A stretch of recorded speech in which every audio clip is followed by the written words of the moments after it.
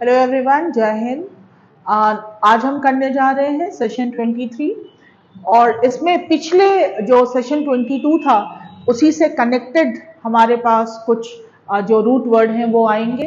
पिछली क्लास में हम लोगों ने डिस्कस किया था मैल, मैल और बेने। अगर आपको याद हो तो मैल इज बैड एंड बेने इज गुड। लैटिन वर्ड है हमारे पास मेलिस, जिससे हमने बनाया मैल, और बोनस जिससे हमने बनाया बेने। और ये इनके एडजेक्टिव फॉर्म है, malice and bonus, that is noun form, और उसी से हमने बनाया मैल और बेने। हम लोगों ने वर्ड किए थे बेनेडिक्शन, मेलेडिक्शन, बेनेवोलेंट, मेलोवोलेंट, और बेनेफेक्टर और malefactor, and benign and malign. Let's आज थोड़ा हम इससे आगे थोड़ा डिस्कस करें। तो बोनस, जिनके भी घर में कोई गवर्नमेंट ऑफिस में होंगे तो बोनस जरूर जानते होंगे। बोनस अच्छा होता है, बोनस मिलना, जैसे बोनस का मतलब तो गुड होता है, ये तो हमने जान लिया, और बोनस से ही हमने बनाया बेने।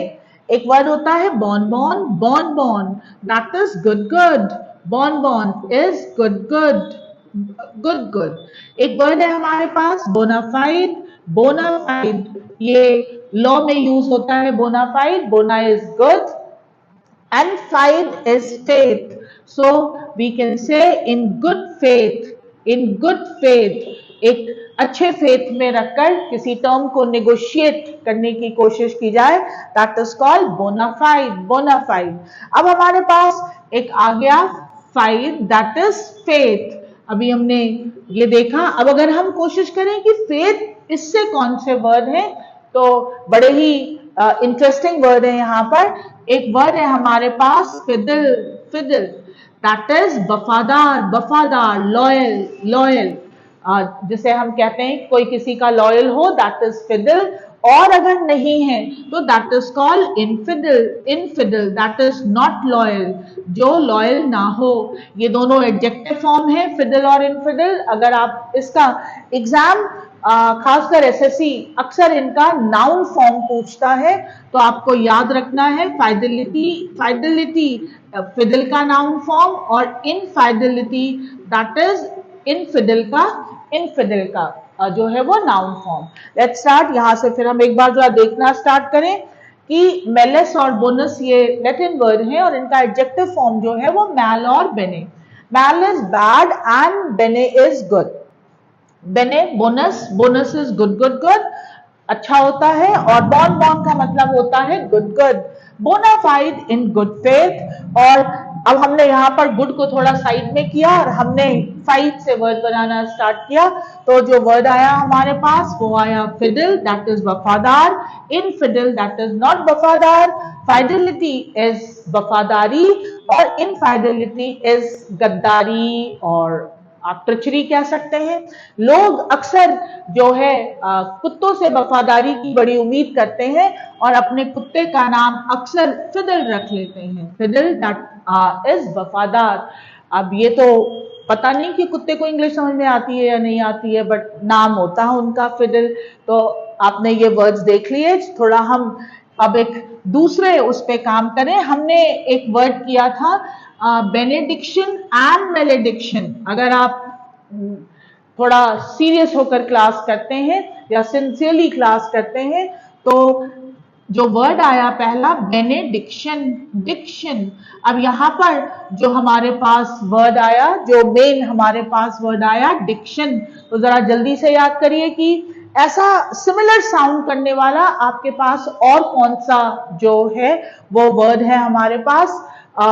तो आपको बहुत सारे वर्ड याद आएंगे। Dictionary, dictionary, that is related, dictation, dictation, या डिक्टेटर, डिक्टेटर, ये सारे वर्ड में हमारे पास जो रूट आ रहा है हमारे पास, दैट इज डीको, डीको, या डिक्टस, डिक्टस, जिसका मतलब होता है टू से या टू टेल, दैट इज डिको या डिक्टस। उसी से हमने बनाया डिक्शनरी जो हमें वर्ड्स बताता है, डिक्टेशन जब हम बोलते हैं और कोई लिखता है, और डिक्टेटर या डिक्टेटर जो हमें हुक्म देता है और हम करते हैं, और यहाँ पे हम वर्ब भी बना सकते हैं, डिक्टेट, डिक्टेट, और डोंट ट्राई टू डिक्टेट मी, यानी मुझ पर हुक्म मत चलाओ। अब और भी वर्ड है हमारे पास, जैसे कॉन्ट्राडिक्ट। कॉन्ट्राडिक्ट जब आप किसी से विपरीत बोलते हो, आपके दोस्त ने कुछ बोला और आपने उसका उल्टा, तो उसने कहा डोंट ट्राई टू कॉन्ट्राडिक्ट मी,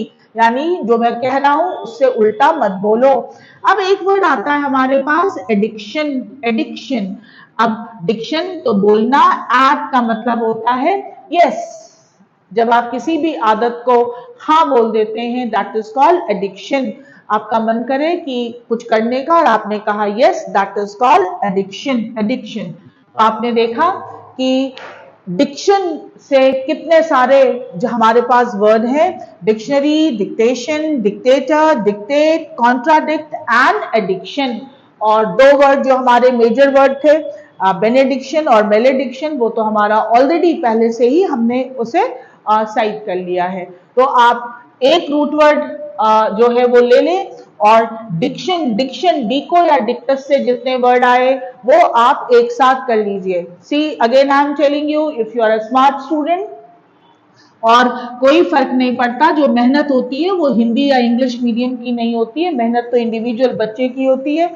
आप किसी भी मीडियम के हैं, बहुत आसान सा काम है, बहुत ही आसान। आप लिखिए बेने, और जरा शुरू हो जाइए कि आप बेने से कितने वर्ड जानते हैं। तो आपको याद आएगा बेनिफिट, बेनिफिट, आपको याद आएगा बेनिफिशियल, बेनिफिशियल, आपको याद आएगा बेनिफिशियरी, बेनिफिशियरी। देखिए ये वर्ड तो हम लोग नॉर्मली यूज करते हैं, बेनिफिट, बेनिफिशियल, बेनिफिशियरी, और बाकी वर्ड तो आपने बेने से सीखे ही। तो एक साथ फटाफट फटाफट जितने वर्ड आपको बेने से आते हैं, और जितने वर्ड आपको मैल से आते हैं, और जितने वर्ड अभी आपने डीको या डिक्टस से सीखे, उसे एक साथ प्रैक्टिस करिए। अगली क्लास में जब हम फिर क्लास करेंगे, तो बेने, मैल और डिक्टस या डीको से हम एक साथ सारे वर्ड लिखेंगे। तब तक आप भी थोड़ा प्रैक्टिस करिए और इन रूट वर्ड से सारे वर्ड लिखिए। तो बेनेडिक्शन और मेलेडिक्शन में आया डिक्शन, और हमने डिक्शन से सारे वर्ड देख लिए। फिर हमने किया benevolent and malevolent. Bene is good, mal is bad. What about volo? Volo is wish, आपकी इच्छा, दैट इज कॉल्ड विश। तो अगर आप कोई चीज अपनी इच्छा से कर रहे हैं, दैट इज वॉलेंटरी। अगर देखते हैं लोग रिटायरमेंट लेते हैं, VRS, वॉलेंटरी रिटायरमेंट। और इनवॉलेंट्री, अगर इन लगा दिया जो कि नेगेटिव प्रीफिक्स का कई बार काम करता है, तो इसका मतलब अब आपकी इच्छा से नहीं हुआ, दैट इज इनवॉलेंटरी। और इसी से हम बनाते हैं वॉलेंटियर, जो स्वयं सेवी होते हैं, स्वयं सेवी, जिन्होंने स्वयं अपनी इच्छा बताई कि हम सेवा करना चाहते हैं। बहुत सारी जगहों पे वॉलेंटियर्स होते हैं। और वॉल्यूशन, वॉल्यूशन का मतलब हुआ विश, विश, योर विशिंग, आपकी इच्छा, दैट इज कॉल्ड वॉल्यूशन। तो देखा आपने, बोलो, बोलो से आपने बनाया voluntary, involuntary, volunteer and volition. Benevolent and malevolent, अच्छा चाहना और बुरा चाहना। तो डिक्शन, उससे बहुत सारे वर्ड आ गए, डिको और डिक्टस से। फिर फाइट से बहुत सारे वर्ड आ गए, और फिर बोलो से भी हमने बहुत सारे वर्ड देख लिए कि बोलो से कौन कौन से वर्ड बन सकते हैं। एक और छोटा सा वर्ड आया था बेनेफैक्टर और मेलेफैक्टर। तो जो हमारे पास मेन वर्ड है, that is factors, that is to do, to do. और इसी से हमने वर्ड बनाया, इसी को हमने यूज किया। ये वर्ड आपको मिलता है फैक्ट्री में। फैक्ट्री जहां पर हम काम करते हैं, किसी भी चीज का जो काम किया जाता है, दैट इज फैक्ट्री। कोई भी जो वर्क होता है किसी भी फैक्ट्री में।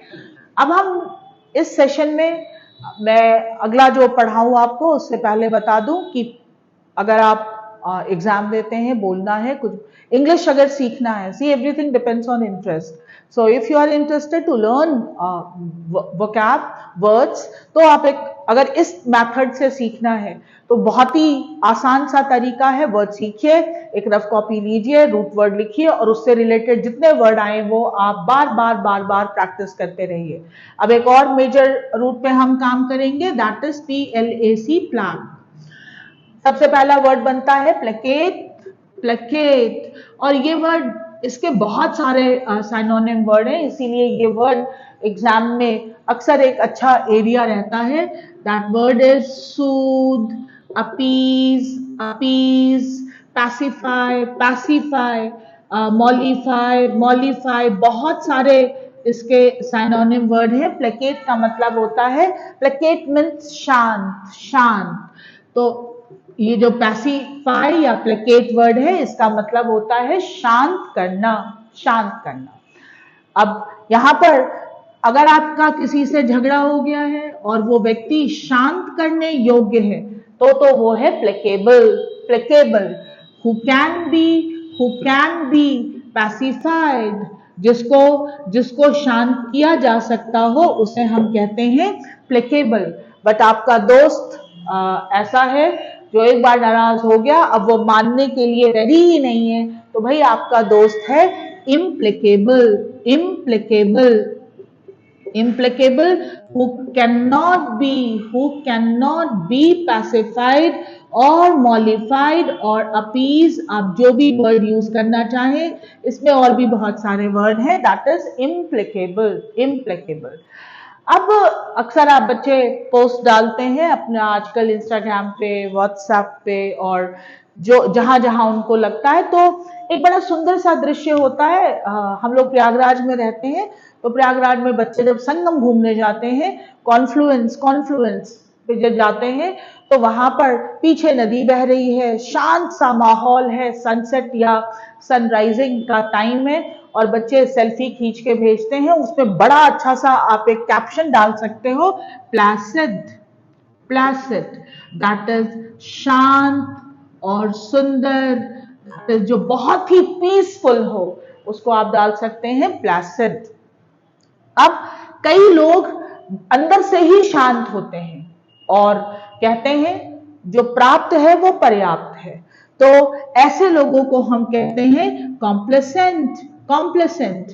अब ये और बात है कि कॉम्प्लेसेंट होना, अगर हम इंडियन उसमें फिलॉसफी में देखें, तो संतुष्ट होना, अंदर से शांत होना एक अच्छी जो है वो बात मानी जाती है। लेकिन अगर हम थोड़ा वेस्टर्न कल्चर में या कॉर्पोरेट कल्चर में अगर हम देखें, तो आप जिस पोस्ट पे हैं, अगर आप उसी से संतुष्ट हैं, तो फिर आप काम करेंगे ही नहीं। इसीलिए वहां पर कॉम्प्लेसेंट होना थोड़ा नेगेटिव माना जाता है।